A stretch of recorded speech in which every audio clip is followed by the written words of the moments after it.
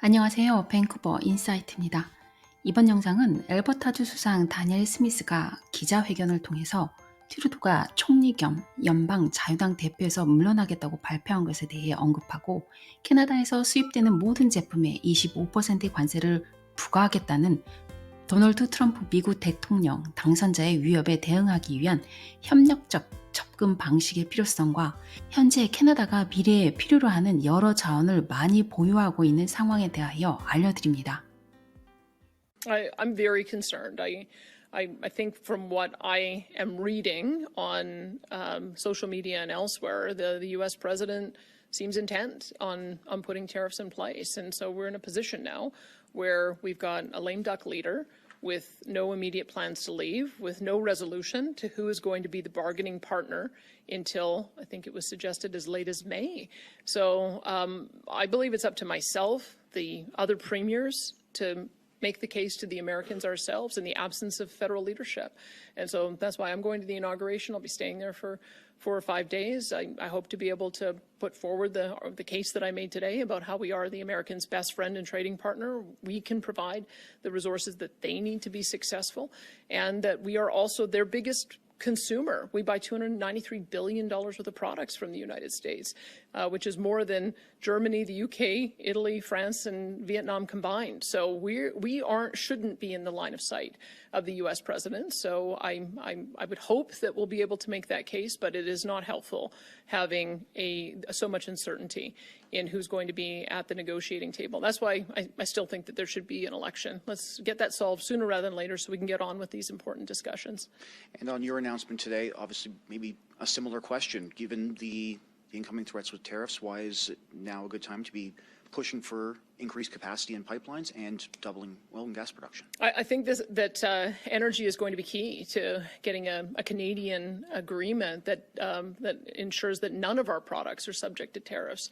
One of the arguments that I've been making is that because we're such a large commodity provider to the United States, they accept our relatively low-cost oil and natural gas and timber and food products and critical minerals, and then they value add that and sell their products to the world, of which Canada is the biggest buyer. So that's a very constructive relationship to have. And I think that by demonstrating that, as the U.S. president talks about with his other international trading partners, he wants them to buy more American oil and gas. In order for that to happen, they have to make sure that they take a North American-wide approach so that we can also provide them with the product that they need in order to have that kind of global energy dominance. So I think that energy is absolutely essential to the Americans achieving that goal, and that's regardless of who happens to be the Prime Minister. Alberta owns the resource. We own 85% of the resource in the province. We export 4.3 million barrels a day to the U.S. That's 56% of what the Americans import. Other provinces export to them a relatively smaller amount, but we think that we are crucial in being able to meet that foundational American aspiration, and then be able to make the argument that we shouldn't have tariffs on any Canadian goods altogether because of this important partnership that we have.